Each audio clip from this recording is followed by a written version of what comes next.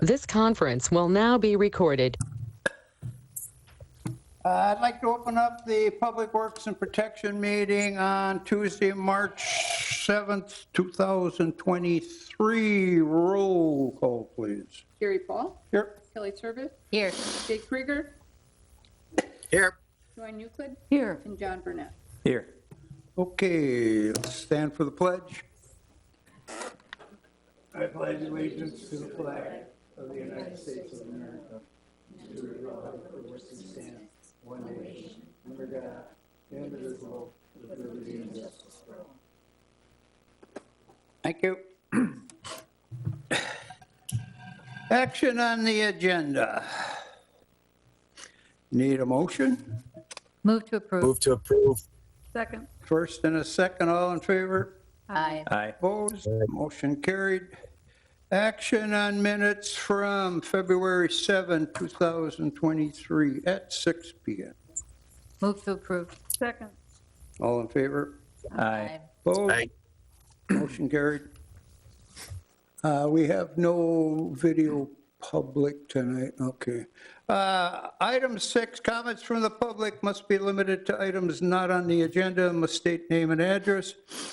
Limited to 5 minutes. Board rules to listen, but not to discuss the items. Personal issues cannot be discussed, nor individual names. Board is not able to take action at this meeting, and I don't see no public other than Taylor. Getting to know him on first name basis. Okay, we have no public here tonight, so we'll move on to action items. Action item number 1, or I should say letter A. Action on appeal of denial operator's license, Nicholas Stangler. And I do not see him in the audience tonight. I guess we should make a motion to do something with them. I move to deny. So I got a first. Second. All in favor? Aye. Aye. Motion carried. Action, item B, action on Class A beer / C A liquor cider only, request from Packerland Express LLC doing business as Jaeger Shell.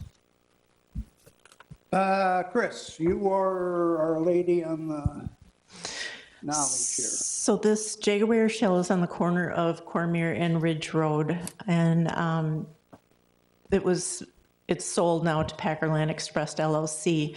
They're requesting a Class A beer, Class A liquor cider only license.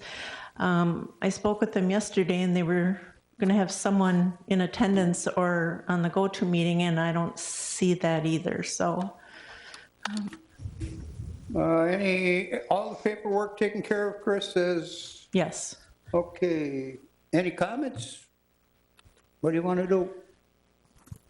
Chris, this has just been sold to somebody else. I mean, they did, whoever was there prior had the license. Is that correct? Yes, that was Rand and I Enterprises LLC. So it's the same Okay. type of license they had? Yes. Okay. Okay. Motion to Chief, approve. has there been, is Chief there? Has there been any issues? My only concern is the proximity to the schools. Has there been any issues whatsoever? Yeah, I didn't run a check on whether the business itself, thinking back in the last year or two, I have not heard of any specific issues at that location regarding selling alcohol. On the applications, I noticed a few things here, Chris. Is that any concern? What part? Offense / arrest / convictions, 2012, 18, 19, and 21. Well, That's the prior guy that wasn't here. I think you're looking at. Oh, I'm sorry, you're correct. I got to turn this one page, okay.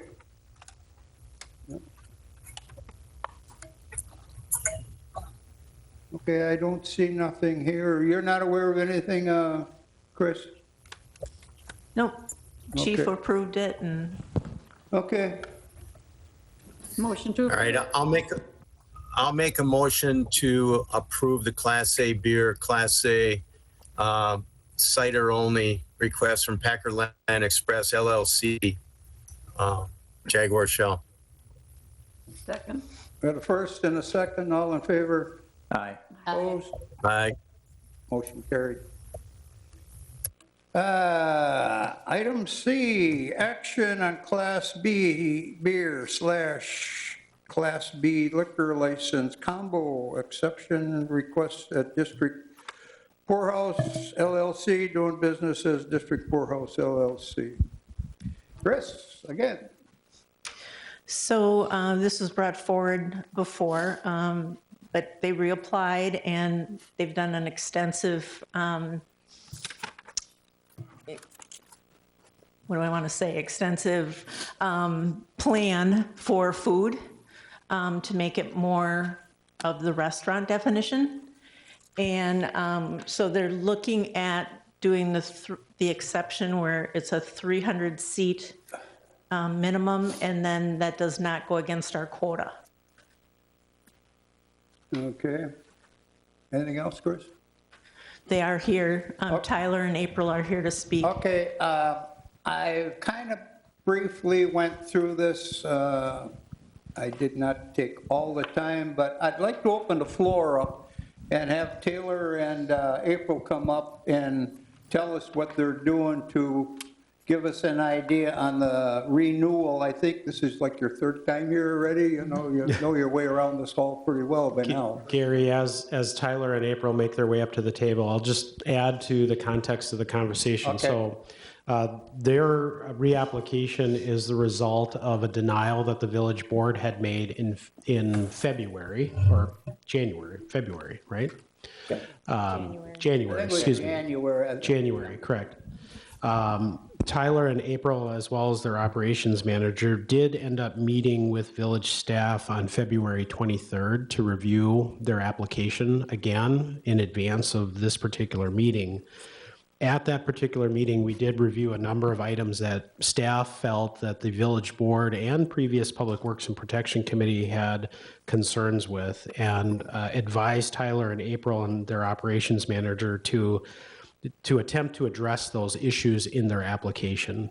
From a staff perspective, I think we feel that they have done what was expected of them based on the conversations at the village board, but would be certainly curious to see what the committee and the board also feel about that. A couple of the items that were discussed at our staff meeting with the Smiths were the relation to the restaurant requirements that were expected of them as far as their application. And so they have since received a food license.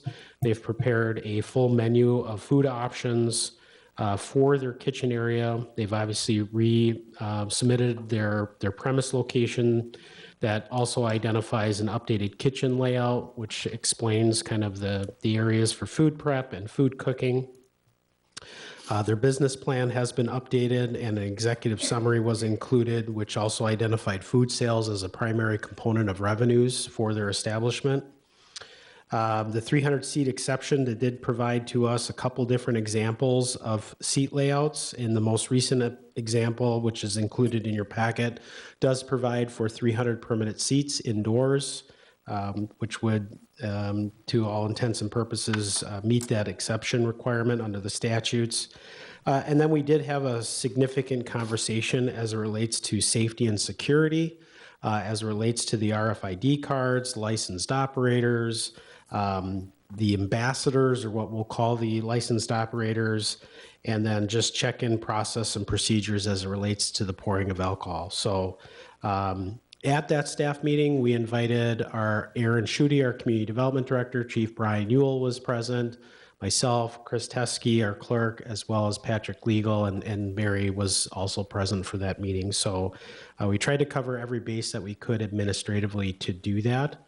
And then from there, encourage Tyler to reapply for his license to go through the process again starting tonight with eventual village board consideration at the end of March. So with that, I'll end my spiel. Okay, I kind of went through it with what Joel is saying with a couple of the committee people here, and I understand you took a different look at this and kind of met the rules that the village is more accustomed to. So I'll let you go and kind of explain it to us again through the idea of the kitchen, I guess, was the biggest concern, and the food type, which I see you do have a menu in here. So I'll let you discuss it, and we'll roll from there. Hi, thank you. So with regards to the kitchen itself, we've done extensive research, number one, on the different technologies that are up and coming for the kitchen of the future, let's just call it. So as we previously stated, this kitchen will not operate the same technically as a typical bar restaurant kitchen would. We will not have deep fryers, and it will be ventless. So there's no flat grill, there's no smoke, that type of thing. What we are using are state-of-the-art ovens where we take fresh food, and it can be frozen as well, and each of the different compartments in each of the ovens is set separately from the others. So I can cook salmon in the bottom shelf from a frozen or a fresh state with a pre-programmed temperature and timer. In the same oven on a different level, I can cook cookies. On the same oven on a different level, I can cook a flatbread pizza. So all of these things are made to make it more efficient, less damage to the environment, should we say, and a lot cleaner to eat. So we have two of the 4-level ovens that will be implemented in our kitchen, along with the necessary cleaning sinks and sanitary pieces that go into a commercial kitchen. So that would be like the cooking piece. In addition to that, as I mentioned, we will not have any deep fryers, but as you walk into a typical bar restaurant and you want to order wings or some finger food, fries, that type of thing, so we're to offer for the children especially, chicken fingers, that type of stuff, all of that will be available as well. It's just not going to be in a deep fryer. It's going to be cooked in one of these higher-end Alto Sham ovens. And we do have a video that we shared with Chris Teskey and her team to share with you about how those different ovens and technologies work. I hope you had a chance to see it. If not, hopefully you'll have a chance to take a look at that as well. We also do have a menu sample that Tyler and I have put together. The menu does include a lot of the typical bar food fare that you would suspect, including some fish fries, chicken we had talked about, pizzas, and we're also very highly considering the specialty brats that some of our local food establishments offer. So we want to make sure that we have a couple of signature items out there. We'll test them out, see how the public likes them, and then go from there. So as far as the kitchen goes, does that help answer any concerns or questions? You have a cooker with 4 shelves in it. Did I hear you right? 2 of those. We will have, You'll have 2 of those. Right, we'll have 8 ovens. So you'll We'll have also 8 have if a you- cook and hold, which is a double layer where you can actually cook food overnight. And like you could cook a tenderloin overnight if you want to, and you can slice up for sandwiches as well. You also, if you cook that in the ovens, each of the ovens are, so 8 ovens cooked separately, all whatever temperature that they're programmed to be, which our chef will do, programmed to be exactly how we want them to come out and to be consistent. Gary, you could come in to the kitchen and actually push the button, pick this oven, and press, okay, I want wings in there. You got your wings, you put it in there, press the start, and it goes. And it's the same consistency every time that you cook. These state-of-the-art kitchens and this equipment is being touted now at the end of March in the bar and restaurant show in Las Vegas as well.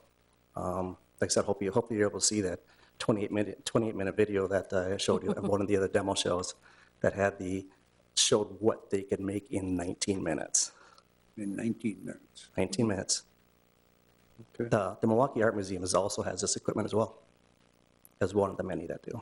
Okay. Well, as you know, the restaurant was our concern, and I noticed some numbers you put here, and those numbers are numbers you drew up. You don't know till that really gets rolling. Any questions? I have a question. Who's going to cook the food? We will have a cook. Who's going to serve the food? So I'm glad you asked that, because one of the concerns before too was, how does this differ, or what's the experience going to be like for a customer? Because typically in a traditional setting, you're going to go into a bar/restaurant, you'd be seated, and the first thing they ask is, what would you like to drink? Give you menus, what would you like to eat? Place an order, and then you wait, and then they bring it over. Hopefully it's right. If it's not, you carry on, right?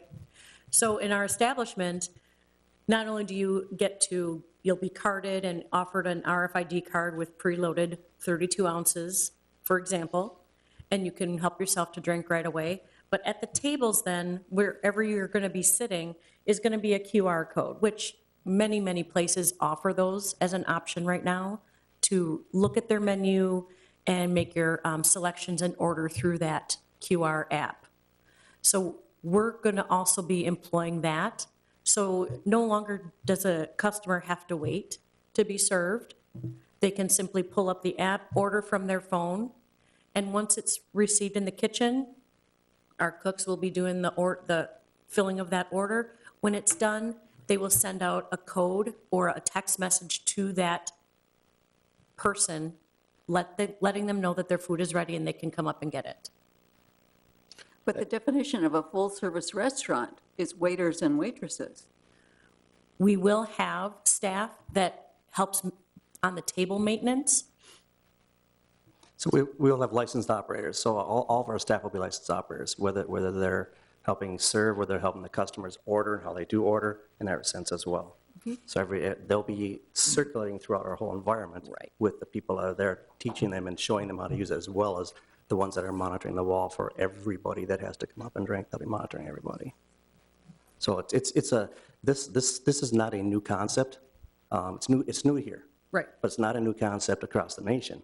There's a location right now, if you go up to Primal Eats, for example, up there, they have a small beer wall up there. Same concept. They have self-serve. You get a buzzer, and then you go up, well, they go up and get it from the window when their food's ready. Right. The same concept is today up in Gillette. And they're a full We're not taking the staffing piece of it completely away. No. They're more, as licensed operators, interacting with the customers, answering questions, helping them when they need it. But it truly is eat when you want, grab what you need when you need it. So this hot food coming out of your ovens is going to be picked up by the customer.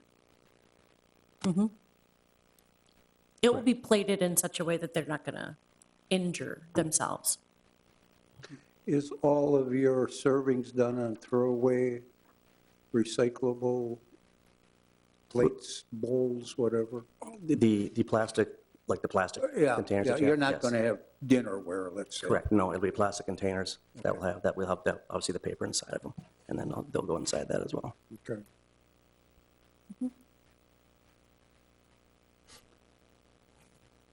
I've seen one in my trips that I was on this past month. The problem was it was never open for me to get inside and look at it. It was decorated nice. It was pleasant to look at, but I would have liked to see the operation. This was strictly wine. It was a wine bar. Sure. And the concept he's talking about, I've seen a little bit about it, I've read a little bit about it, and like he's saying, it is new to the area. I believe, Kelly, you had visited one in one of your escapades. Yeah, I've been to one, and they're really fun, really, really fun. And I think I talked about it the last time you applied, but one of the concerns at that time was over-serving, and I thought about that after I left, and I wished I had said then, I think that's going to be less of a problem at a place like this than it is at a traditional tavern or restaurant, because number one, you have to get up and go get your next drink, and number two, you have to pay if you want more than the however many ounces you start with on your first load of your card, it's not free. I mean, you're going to have to pay more money to get Yeah. more ounces. So I think it's going to be, I don't think that's going to be an issue. Plus, if you think about it, if I go to this place, give them my credit card or my ID or both, drink, let's say I drink 64 ounces and then get picked up for drunk driving, all they have to do is go to this place and there's all my information and how many ounces I drank. So I think people are going to be like, no, I don't want to overindulge. The way we used it, I was on a girls' trip, it was so nice to just be able to take a little sip of a bunch of different drinks and find the one you really like and then get an actual drink of that. You didn't have to order a full drink of each one to try it and then have so much waste because you didn't like that one. You know what I mean? They're really fun. I love the idea. I look forward to it. I hope it happens. Thank you. Well, I've noticed one thing too while I was gone. One popular place we like to stop at, you can't find help. And where you kind of eliminated 50% of a staff that would be needed in order to run an operation of a full service. And I had talked with the people at this place, and they said, it takes 11 people to run this, and we're running it with 3, but they shut half the building down. They could only, it's a shame to see that, and the place does a nice job. But that's only a little story I got. All right, anything else? If not, let's obtain a motion. I'll move to approve the license. I'll second it. Got a first and a second, all in favor? Aye. Aye. Aye. Opposed? No. I've got 1 no, and the rest are yays. So all in favor, say aye. Opposed? Motion carried. Go to it. This, correct me, will be at the board on the 28th? Correct, okay. We'll see you That is again on the 28th. Yep. You know your way into the front door. Yep. Thanks, Gary. Thank you very much. Very good. Good luck. Item D. I love this one.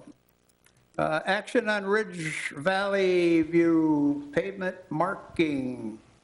We have a substitute for Brian, Mr. Steve Areno. Hey, hi Gary, how's it going? Gotta go. So a little background on this one. Last year we packaged a bunch of different areas for reconstruction, including some parking lots, and then there was 2 road striping projects. One was Argonne over by Cabela's, and then the one area that we're talking about tonight, we're going to talk about tonight, is the Ridge Road in front of Hinterland and Lodge Kohler. So the issue with both of the striping projects, there was 2 lanes that basically as you head south, dives into 1 lane. So there's some conflicts that we encountered. We got phone calls on both areas. So we, talked with Ayers Associates, who's our local consultant, and they brought forward a plan that, we talked about. So the Argonne area, was striped accordingly, no issues there. The Ridge Road area was striped for a left turn and then a right through or a straight through right turn in front of Kroll's. So after the work was completed, we started getting phone calls from, some of the residents. Quite a few conversations on the confusion that it might have caused. So just wanted to bring that forward again tonight for discussion. There is a traffic committee that was formed with a couple staff from Public Works and Public Safety. And during the discussion with the committee, we kind of kicked it around, and it was decided or recommended that we change the left turn only into a left turn straight through, and then the right lane be a right turn only. So I just wanted to bring that forward to a committee and ultimately village board for discussion. So to see what you guys think about it. Well, I think it's the best idea I heard because I happened to be out of town a few days with some committee people here, and we come back into town, and it's like, what in the heck happened here? It was kind of puzzling to us, and I've gotten phone calls on it, like, this is an accident waiting to be happening on that particular corner. So I think the plan here is much safer, and I have to agree with the committee. I think it's the way we should go. That's my 2 cents. I agree. I drive that intersection a lot because I have extended family in that area. And because of that wall in front of Kroll's, you have to creep pretty far out to even be able to see north on Ridge. And if people are coming straight in that lane right now, it feels like they're going to hit you. Yeah. It's creepy. So if that were a right turn lane, then it would be like, okay, you got that whole lane, you can kind of creep and look. And then they'd be in the farther lane east Yep. to go No, straight. I think it's a great idea. So yeah, I think, I guess a couple of more comments to add.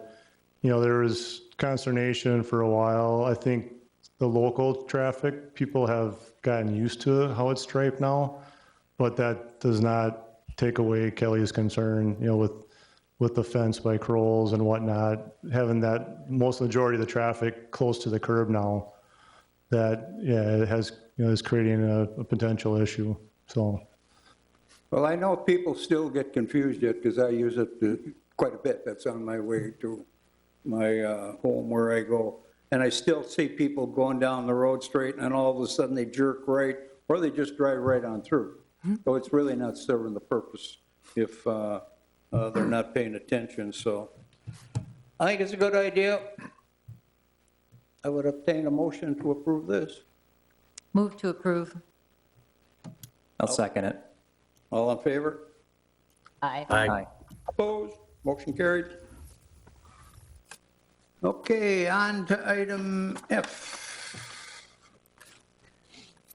Action on early street easement release. Yeah, so the item before you tonight was brought forward by the property owner, looking to build on a vacant parcel here, and they had hired Mao Associates to do a survey, and they realized there's a 12-foot utility easement on that property. So by ordinance, they wouldn't be able to really develop that parcel. It's a little investigation by village staff. From what we could tell, it's not serving any purpose, that easement. So we want to bring that forward tonight to have that easement released. There's really no purpose for it, Steve? Yeah, there's nothing there. There. Yeah, our utilities are in the road, not along the property line there, and that's right along the Fox River then. So I'm not sure why that easement was part of that parcel. Okay. Okay. If there's no question. I'll make a motion to release the early street easement. Second. Got a first and a second, all in favor? Aye. Aye. Opposed? Motion carried. Item F, action on grant Packerland Roundabout, intergovernmental agreement. Steve, you're the man. All right, well, I'll start the discussion anyway. So Brown County Highway Department approached, the village with this agreement to construct a roundabout at Grant and Packerland. Based on their understanding of how the municipal boundaries go, the share, after they received the grant, the cost share that the village and the county would be obligated would be 20% of the total construction costs, with the village splitting the 20% with the county. So they forwarded this agreement to the village for consideration. There was some internal discussion on how that was determined, not just why was the village split with the county versus other municipalities are down in that intersection. So we wanted to bring it forward tonight for additional discussion to see what the committee members thought about the agreement. There's quite a few different attachments in the green sheet. I know Joel would like to speak on it as well. I'll just add to Steve's comments. This particular agreement that is in your packet is a template agreement that Brown County Highway Department enters into with every municipality in which a joint project is being completed on a county trunk highway. So as an example, the same agreement was basically drafted for when the county and the village reconstructed a portion of Vanderparen Way a couple of years ago.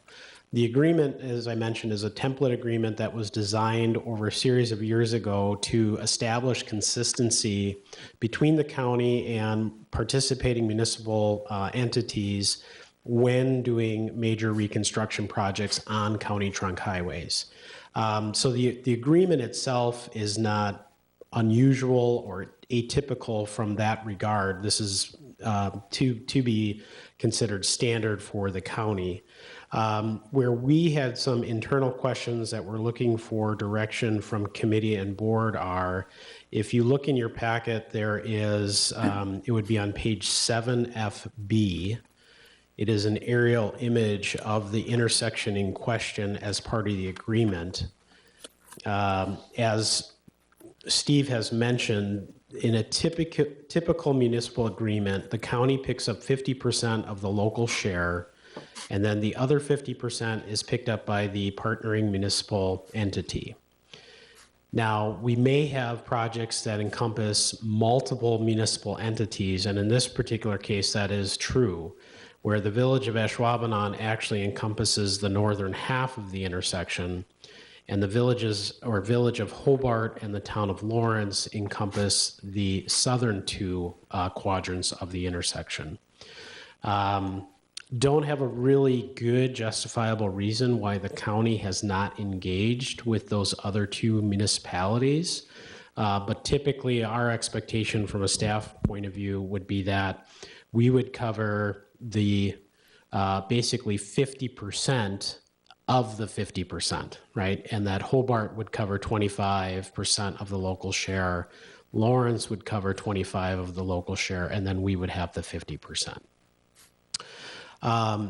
The other component is, and I know that some prior staff here had been engaged with the county in applying for the grant for this particular intersection, and there's certainly some substantial state and federal aid to support this particular project, but we don't know that, I guess we're not certain that this project has been fully vetted by this committee or the village board as well.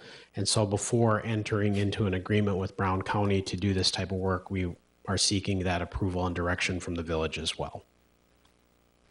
So with that, I'd be happy to answer any questions that you have. So in other words, Joel, it's taking up 3 different communities, and they want Ashwaubenon to pay for the part that the grant and the county don't cover. Correct. And I don't think that's fair. All 3 communities should be involved in this, is my opinion. Right. Because they're all getting access to it. Now, the question is, this is a county project, am I correct? That is correct. It would be a county-led project. So they would maintain it then? Correct. Okay. So what do we have to do to direct you to have them include all 3 communities or municipalities? Yeah, I think just a simple motion. Obviously, this is going to be a recommendation to village board, and then when it gets presented to village board, a motion at village board directing staff to negotiate with the county to reflect the agreement that the village of Ashwaubenon will only be responsible for 50% of the 50% local share match. So we are taking the majority of it then, of the 50%. We are taking, so a typical county cost share arrangement, the local, so the county covers 50% of the cost. Now, in this particular case, it's a little different because there is a substantial portion of the project cost being covered by the grant. So the grant's covering 80-20. That 20% of the remaining dollars then is split 50-50 between the county and the local municipality. Okay.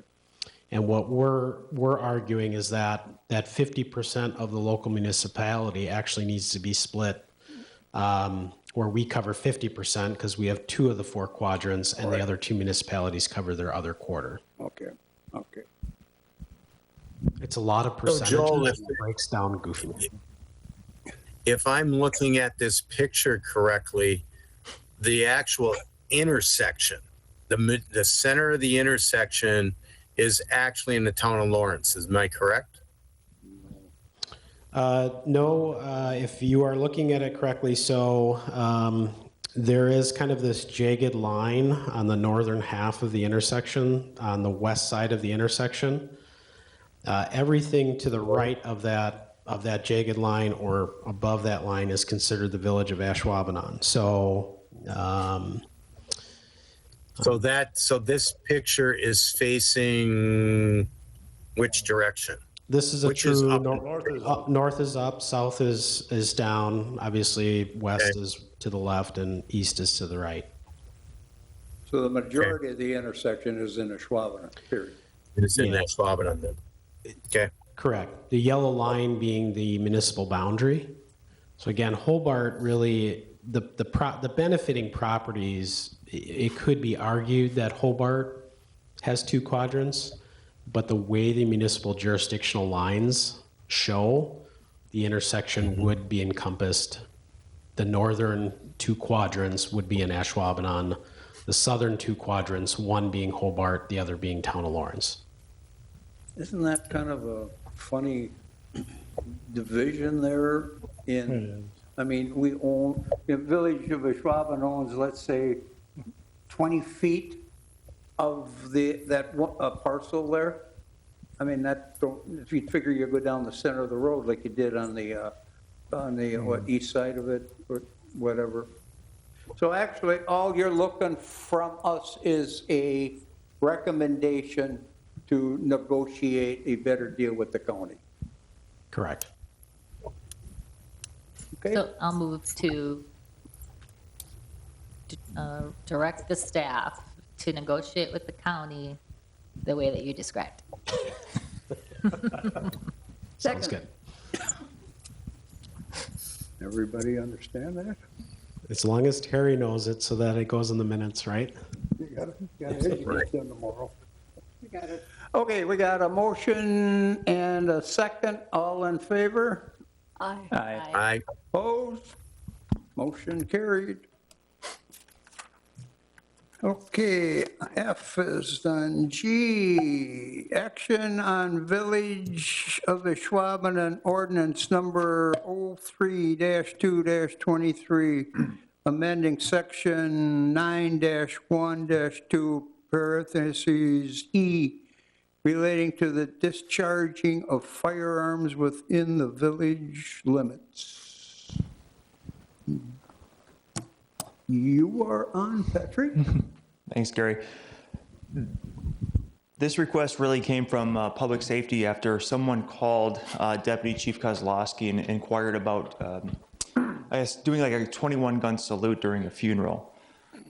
He and I discussed it, and we really looked into the ordinances and found that there really isn't an exception to discharging of firearms for what we would typically find as something appropriate, like a 21-gun salute or something in a parade procession, or during other kinds of acts. So this ordinance, really what it does is just create an exemption for, well, one, there's no discharging of firearms within the village unless it's approved. There's some other exemption approved by the chief or someone on behalf of the chief. However, it would not apply, meaning there would not be authority needed by the chief if it's a police officer or a public safety officer, or they're the typical things that we think of, blanks at sporting events, athletic contests, theaters, etc., or a police organization or a funeral or military organizations, excuse me. So at a funeral, 21-gun salute, at a funeral, something like that, where they're firing blanks, still qualifying as discharging of firearms, but an ordinance never had an exemption for that. So it really just kind of cleans up probably what's been a long understanding of with the village allowing this. And this pretty much just clarifies that this can, I guess, take place. This is similar to the firework exemption. So there's no fireworks discharge in the village unless there's a certain amount of exemptions. These exemptions here in the proposed ordinance is pretty much copied from that firework exemption ordinance.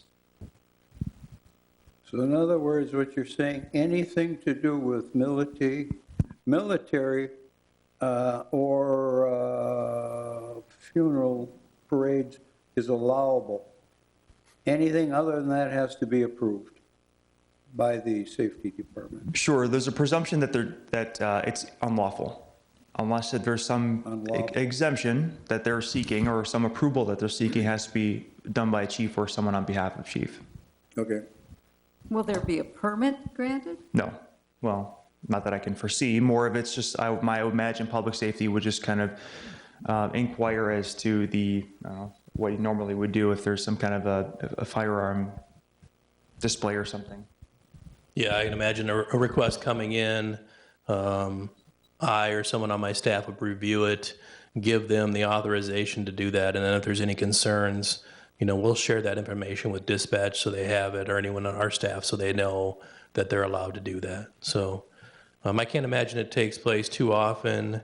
This does make it easier for us to make sure that we're following our own ordinances, that we don't have any conflicts. And really it comes down to the funerals and the 21 gun salute and that type of thing. That's really kind of the biggest thing where people get startled by that. They don't know what that is. And when we're doing those services or other people are coming in and doing those services, we want to make sure it's legal to do that. Hard to believe people don't understand that 21 gun salute. All right, I'm not going to go through that door, Gary, but Okay, yes. we'll leave that one alone. You got that right. Okay. I'll move to approve ordinance, so that is Q 03-2-23. First. John for a second. All in favor? Aye. Opposed? Motion carried.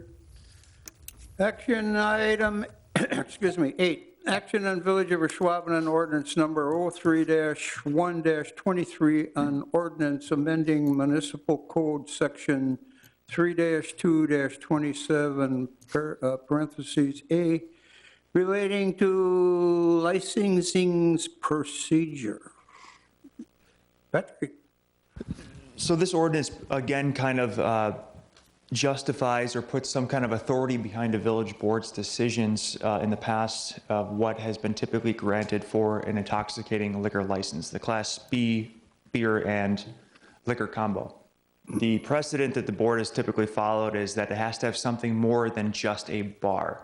The village has never granted just a bar a license, which is what you kind of typically see when you think about when you're having your Class B beer, Class B liquor. What this ordinance does is that the applicant now would have to come and present to the committee and to the board that the applicant has something more than just a bar. So a restaurant or a hotel or a grocery store and a tavern like Hy-Vee or a movie theater. So these exemptions under section 125.32 sub 3M, that basically gives a list according to under the state statutes of what a bar has to be associated with. So as long as the applicant can show that they are coming with a restaurant or a movie theater or a grocery store, they are permitted up to the board's discretion to get this Class B combination alcohol license. Again, typically there's been a precedent and a practice of this happening for applicants to come forward, but this really just formalizes it in a procedure that this is what's required of the applicant before they present their application to the committee and to the board. And further, the restaurant is also defined a little bit more specifically under the alcohol licensing statutes, or alcohol statutes, I should just say, that the restaurant is defined somewhat vague. This restaurant definition in this ordinance states that the food sales have to be more than 50% of all sales. So I can't come in saying, yes, I'm gonna have a restaurant. I want my beer and liquor license. I'm gonna have a restaurant, but my restaurant's only gonna account for 10% of the sales. This shows it's more of a full service restaurant.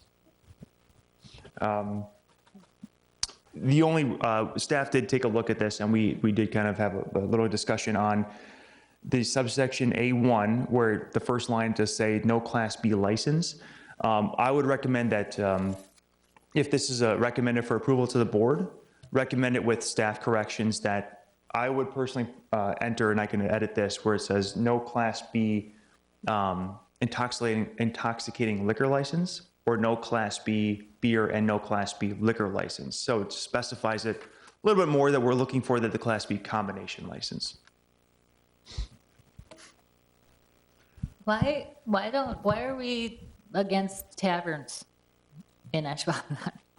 Like, why do we have that rule that there has to be food? I kind of like that it's been past practice because it gives us a way to deny, requests if we think we need to for whatever reason, but we can't have just a tavern in Ashwaubenon.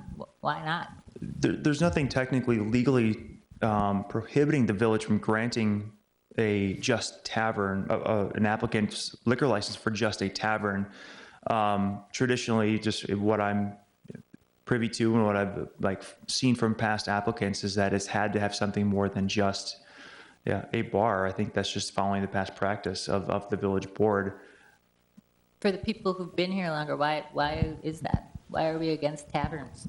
Well, I've been around to see some new establishments that came back to town in about 74, and all the places that were built were similar to sports bars. There was no tavern per se. And that practice just kept going on and on and on. We would have eliminated some steps for the people that were here a little while ago that we did finally grant them an okay to go ahead. It was never, like Patrick said, it was never documented or in an ordinance that you will have food and liquor. It was just a practice that I think the people that came to Ashwaubenon just did. And I don't know of anybody ever coming other than this little roundabout we had with the poorhouse, but I don't ever remember having anybody coming and want to put a tavern in here. They always associated it with food. Would passing this ordinance make it harder for somebody if they just wanted to be a tavern? It would prohibit them from getting their license. So they wouldn't even get to the committee. The ordinance would prohibit it. Unless I would make the comment, I'm a little nervous about the 50%. Because I'll be honest, if you go down to Anduzzi's, if you think about all the hours they're open and what they sell there, I'd be hard pressed to say that 50% of their sales are food. I mean, they have full restaurant, they have everything, but that 50% makes me nervous because, and it's not like I'm disagreeing about you want the majority to be food, but if you think about the amount of hours that they are open, the bar, Stadium View, all them, I am betting that that's not 50% of their revenues are coming from food. I'm betting it's a far greater majority is coming from the sale of alcohol. That's probably for Stadium View, D2, I mean, name them all over there. It's probably the same, they all have almost the same menu. Yep. Burkle. So I'm not necessarily disagreeing about the restaurant thing, but I don't know that you want to put 50% in there because I honestly believe that the ones that the establishments we have right now are not 50%. Their revenues aren't 50% food.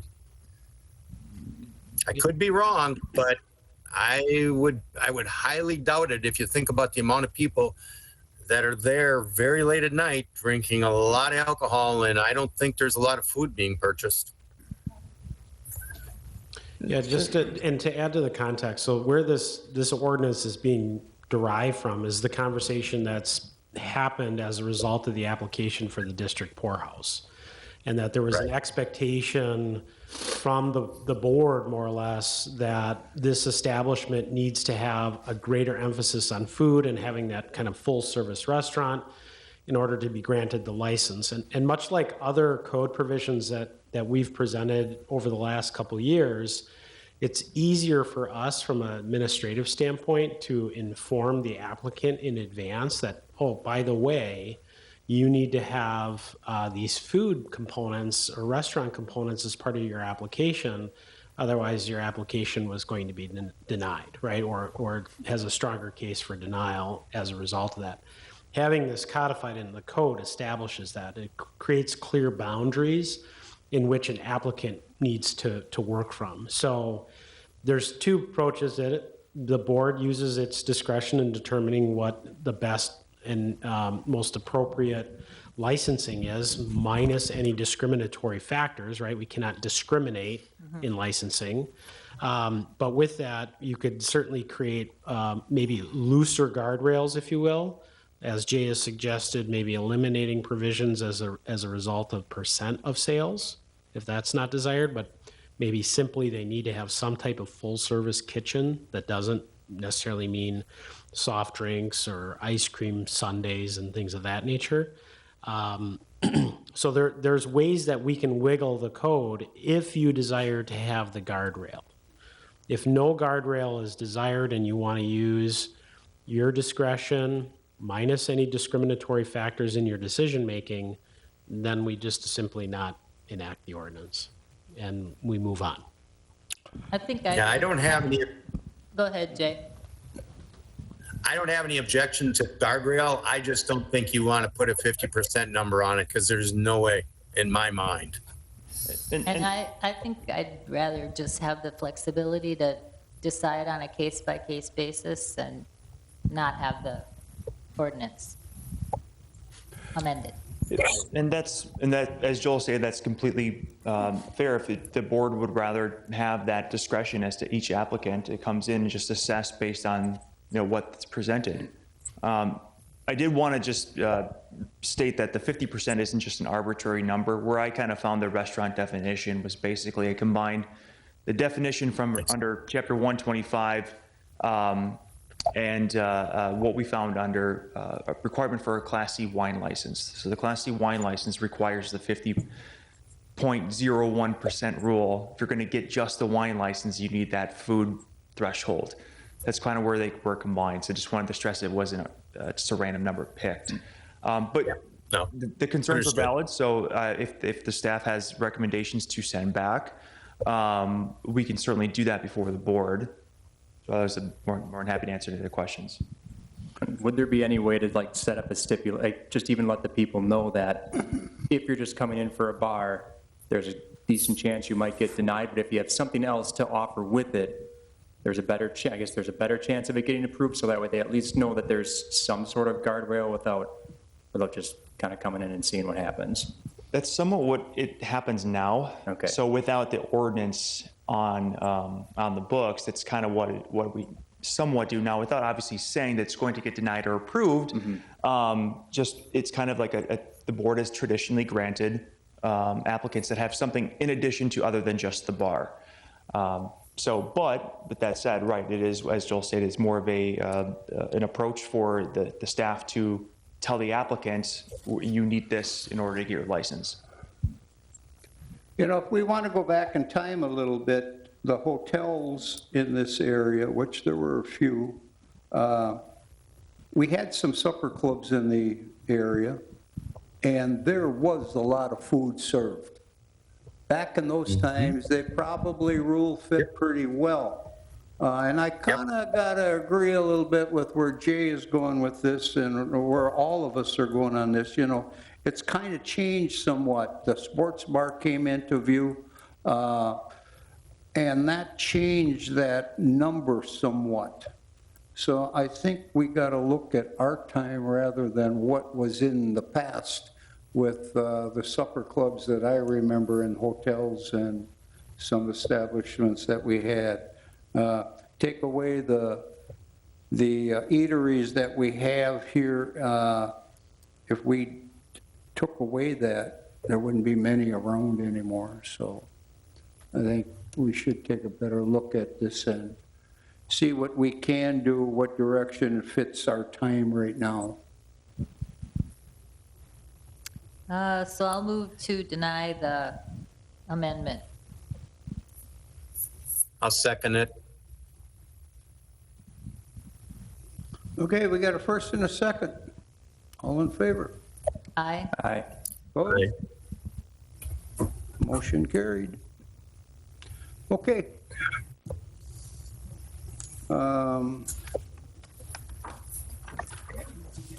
Items for next agenda. First of all, the next Public Works meeting is on the 4th of April, which is Election Day.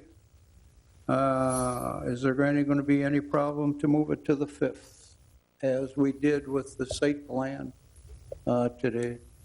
Is that going to fit everybody's schedule? Okay, we got no problem on moving it to the 5th. That works. Jay, you'll be back in time for that?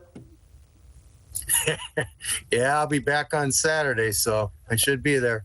Okay, any items that you'd like to put on the agenda, see the staff? If there's no other questions, I'll obtain a motion to adjourn. Move to adjourn. Second. All in favor, say aye. Aye. Opposed, motion Aye. carried. Thank you very much. Enjoy the rest of the evening.